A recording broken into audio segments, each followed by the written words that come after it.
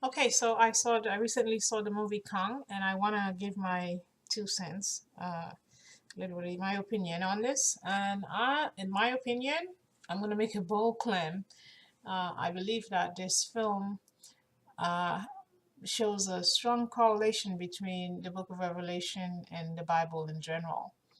And I'm going to go over it a bit and basically give you my opinion on how I feel.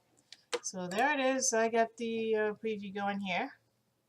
This island is notorious for the number of ships and planes that have gone missing. The 1954 nuclear tests weren't tests. They were trying to kill something.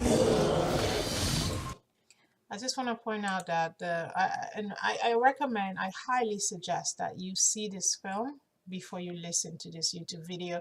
I am going to try my best not to spoil the film because it's fairly new. However, there may be some things that I may say that may sort of like spoil it for you. I'm really gonna try my best not to do that. So please go see the film if you're interested in seeing it, that is, before you see this kind of analysis. And if you've already seen it, then great. If you haven't seen it, then don't watch this. Okay, so here we go. To begin, basically the film just sort of like it sets the tone. Basically, it started with war. Okay, and so we know a lot about war from reading the book of Revelation and also about the Bible, even Genesis. And of course, this is just my opinion. And of course, you know, if you are an atheist or a Christian, nothing against atheists, and I am a Christian, so I'm not going to apologize for that. If you are an atheist or an agnostic, that is your prerogative. You're welcome to comment and criticize this video. It doesn't make the difference regardless. And if you like it, you know, please subscribe. I'm going to try to pay more attention when I go to the movies from now on and bring to you some of those type of videos where I will give you my opinion on what I think the messages were on those films that I've seen. Okay, so hopefully I don't violate any copyright or anything of that nature. Okay, so yeah, like I said before, we from the Bible we know about war, we know about you know, God's wrath and judgment and demons and hell and God's people and heaven and earth and all that. Okay, and so the film started with where they had to go to this, they recruited a crew and had to go to this island. And as they approached the island, everybody seems to have been in a very good mood and very happy. And what they were unaware of is that they were soon to meet terror right in its face. So by terror, I mean the attack. Basically, if you think of it, in the book of Revelation, upon the return of Christ, people will be going about their day, doing whatever it is they do, and they're, you know, whether it's working or spending time with friends or whatever you, they will be taken by surprise, basically, upon the return of Christ, according to the book of Revelation. So it's very similar because they were going there, they seem happy, and they stumble upon this amazing island, and all of a sudden, boom, terror. And that is how it didn't begin exactly that way in the beginning, but that is how it started when it got to the a, a stage of that film. And so let's play some more. That's Kong. He's king around here.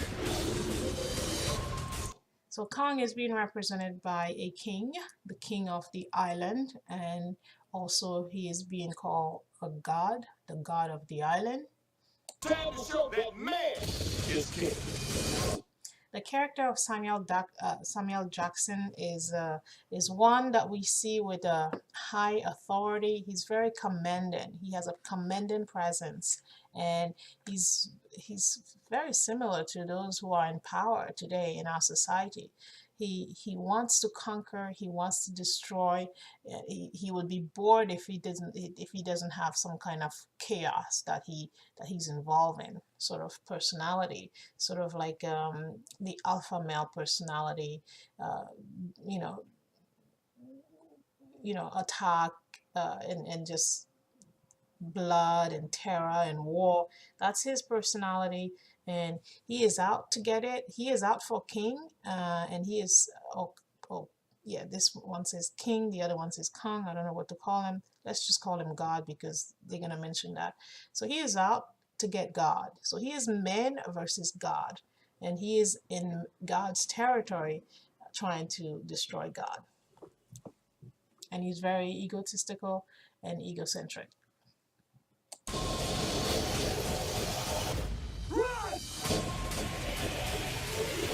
Kong Skull Island, rated PG-13. Experience in IMAX March 10th. Look at that. So about a few seconds ago, you saw the woman. I will call her the female character. The female character is basically, later on we'll see that she actually is trying to develop, or I should say it's a mutual development of a bond, of a relationship between her and Kong, or between her and God. So this particular female relationship, although there's a point in the film where she says, we do not belong here, and we do not belong in this island. Now, mind you, they are on an island that is being controlled or monitored by God. And on that island also are some other people, creatures, human beings who are God's people, Kong's people, and he is protecting those people. And for her to say, we do not belong here, it's a form of separation between her and the native people. But in the film, we later see that she developed a bond between herself and Kong, or God. So what's the correlation? Well, simply put it, Gentiles had to basically develop a bond between them and God, because initially God did not come for the Gentiles, he came for the people. So similarly, on this island, God is protecting its native people, but not the outsiders. However, through the means of the mutual agreement between the native people and that foreign female character, Kong developed a bond. Similarly, the woman who had begged God, Lord, have mercy on me, and God said, well, I cannot feed, I cannot throw pearls to pigs or something like that, or sort of like, no, I'm not here for you, I'm not here to help you, I'm here to help my people. But because the woman pleaded and said, even dogs eat from their master's scrum that falls off the table, and that's how she was able to create a bond between her and Jesus Christ. So that is what my interpretation of that is, that this female character is developing a relationship with God, as we saw when that woman came to Jesus Christ and was saying, Lord, have mercy, and then Jesus ended up saying, okay, great is your faith, when she said that even the dogs eat from the crumbs that falls off the master's table. So that was sort of like the very thing that kind of saved the Gentile. So yeah, let's go on. Kong's God on the island. Ancient species owned this earth long before mankind. Kong is God on this island, okay? And he has an assigned group of people that belongs to him directly and that he has been protecting. We're going to bring that cape down. We don't belong here. You saw just about a second ago, Kong is, you see, when she said, we don't belong here, she repeated that here, differentiating herself from the natives and who and what she is. And here, we saw fire like hell. And Kong was also enchained Let me see if I can go back to that. Kong, Skull Island, rated Maybe I'll show it PG-13, again. experience at IMAX March 10th. But at one point he was placed in chain by the main character, which is Samuel L. Jackson, who is a very authoritative, egotistical male. And so basically, the idea that he's in chain reminds me of one thing, and it actually reminds me of this. Okay, reminds me of this. And the chain that they used was very similar to that. So one might wonder, what is a correlation between these people being in chain and Kong being in chain? Well, Kong is a gorilla, and these people are often referred to as gorilla. And there was a time in the film, part of the film, where there was a dispute about what to call the demons, and there was sort of like a back and forth dispute about, oh, you can, I don't know what you call them, but you can call them whatever you want. It's sort of like very similar to the N-word, when people uses the N-word and say, well, you shouldn't call them that, but it's up to you if you want to call them that. I wouldn't call them that out loud.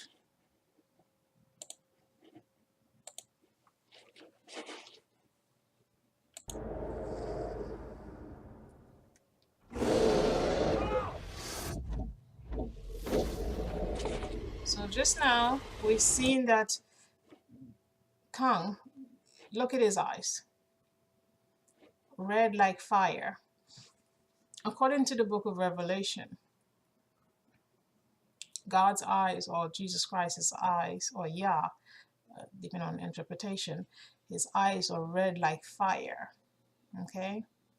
And we see he is surrounded by fire because of this individual here, this character here, who is Samuel L. Jackson. And Kong is taking down the chariots. He's taking down the helicopters. If you read the Bible, then you know in the book of 2nd King, according to the book of 2nd King, it refers to the chariots of fire, and the helicopters can be a representation of chariots of fire. Let's go on. Magnificent. You knew that thing was out here? I'm sorry for your men, Colonel. But if you want to make the sacrifice worthwhile, get us home with proof.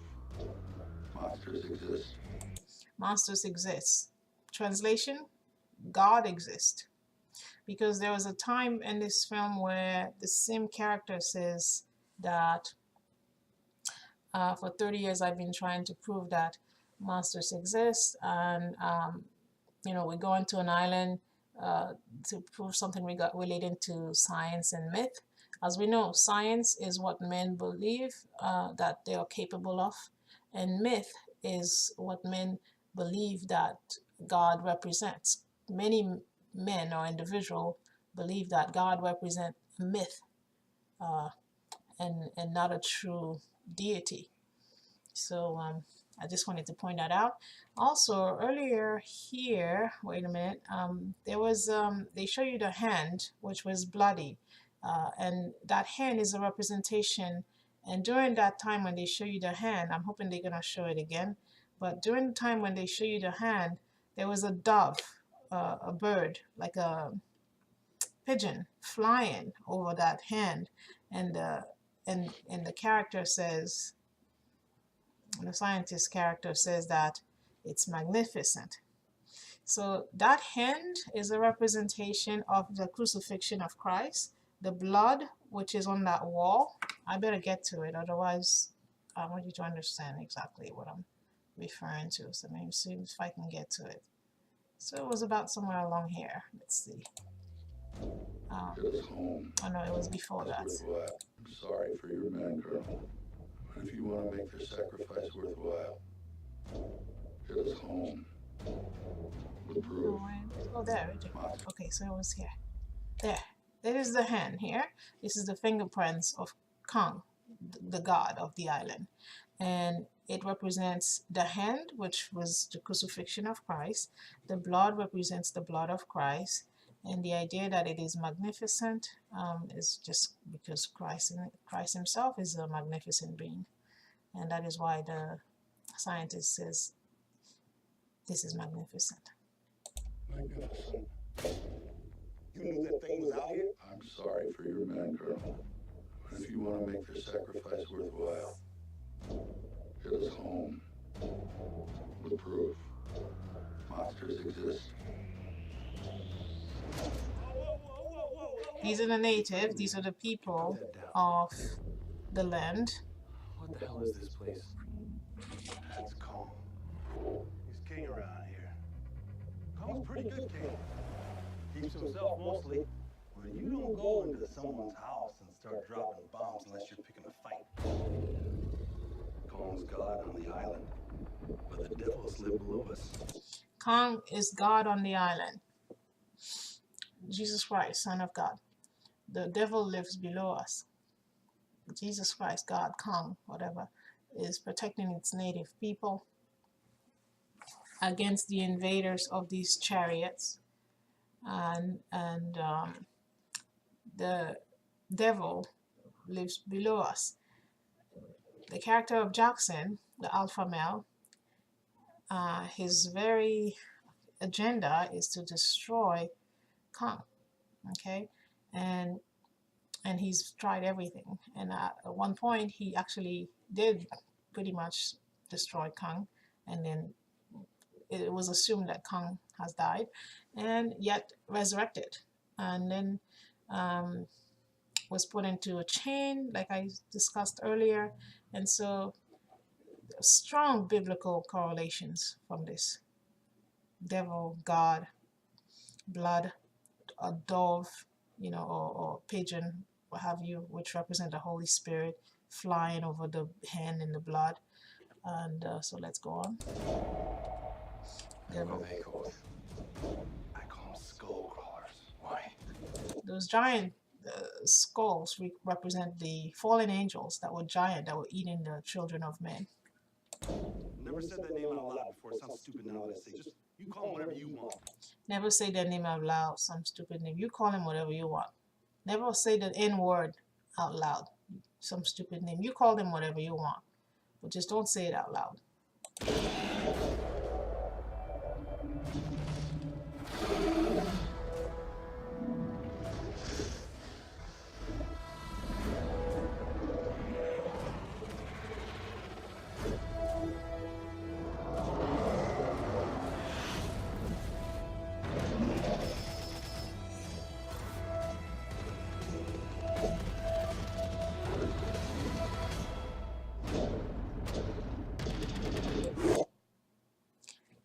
The voice of many waters.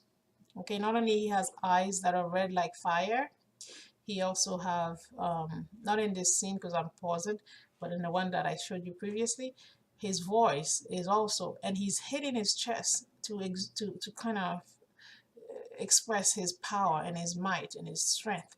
And when he goes, it's sort of like the book of Revelation. His voice is like many waters. Listen to the voice. I kind of interrupted that. Boys, we're all gonna die together out here. He shouldn't have come here. You came here looking for a tracker. Who or what am I tracking? That's the big one. Before we leave this island, we're going to bring that ape down.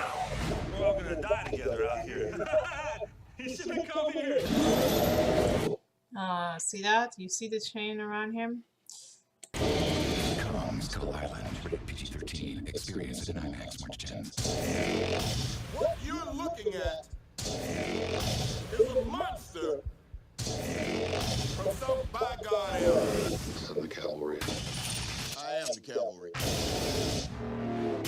Time to show that man is king.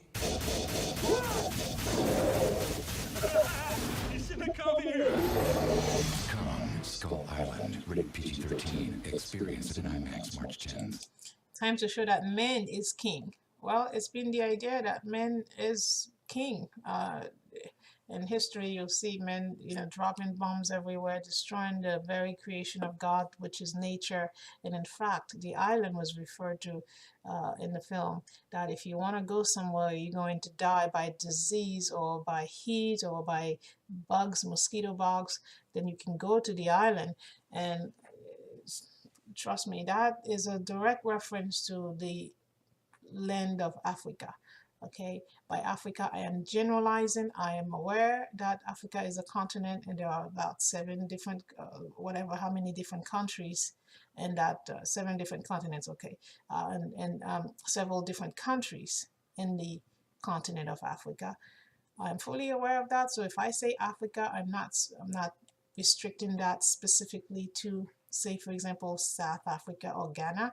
I'm referring to the continent of Africa, which is where God's people live. If you want to take that to Israel, that's your prerogative. If you want to take that to the Lemba people, that's also your prerogative. But according to this film, based on the description that if you go there, you can die by mosquito, you can die by heat, you can die by predators. Sounds very, very clear that they're referring to Africa, the continent of Africa, that is. It's a survey job. Just chopper them in and out. Be a joyride.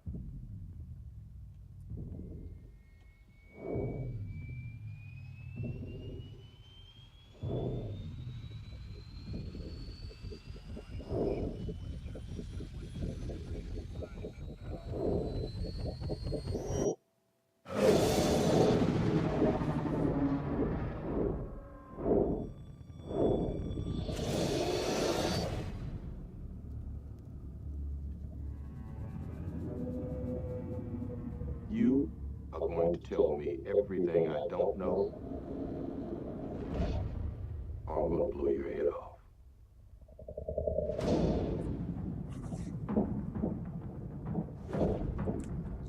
This planet doesn't belong to us.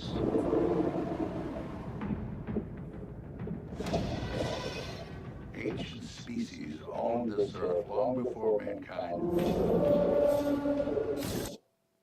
That is God's people. They are not given a specific nature of what they are. They're just painted in primarily black sand or gray sand and yellowish thingy. Call them the I spent chosen. 30 years trying to prove the truth. Monsters exist. You don't go into someone's house unless you're picking a fight.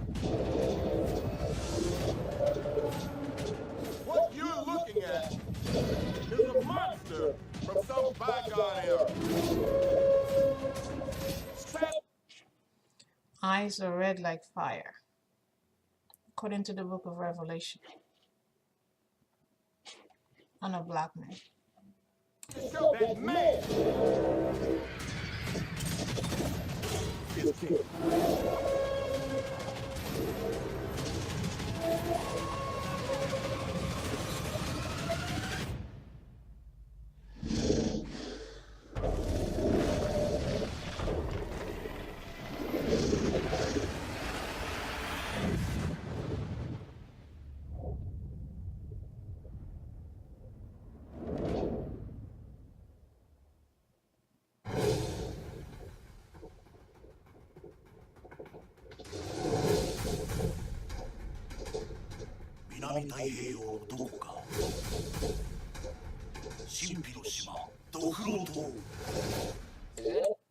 So that's just the Chinese version. So basically, what do we learn? We learned that there. Hold on, just 1 second. I just want to. We basically learn. If we can question these films when they come out, and notice what they are, what the messages are, and what they correlate with. And I'm hoping I didn't ruin the film for you. You're welcome to like or dislike or comment or subscribe. I would appreciate whatever you choose to do. Whether you dislike it, that's fine too. It's not for everyone. However, it's for those who are interested in learning how to analyze and decode uh, Hollywood's messages. So, on one hand, you can see this film and other films like it, such as The Rising of the Apes, and I mean, there's been several different films that represents a group of people rising and a group of people represented a certain way. This film simply represents that there's a correlation between its messages and the Bible, primarily the Bible and the book of Revelation. And we see a gorilla that has been represented as God. He has red eyes like fire, and I'll say this: at the very end of the film, pay attention. Well, I hope you paid attention when you were seeing this, because this is not for anyone who haven't seen it. At the very end, the director zoomed in into the eyes of the gorilla, which was red like fire, and then showed the circle of fire, which is very clear that this is coming from the book of Revelation. And we were told about myth and science, which is, when we speak of myth and science, we're referring to how human beings have evolved and have to believe that everything that is created by science or evolution, simply to take away from the true creation and experience of God, of what he's done. And when we hear the word myth, we know that they're referring to religion and other things similar to that. We see men trying to act like God and trying to destroy God, which is in real life, in reality, many times we're trying to believe that, yeah, we are God and we have the control over everything. In actuality, according to the book of Revelation, judgment will come, and it will come, and there is also the thematic scenes of these native people and these godly chosen people, and there is that island which looks so amazing and so beautiful, but yet uncharted and scary at the same time.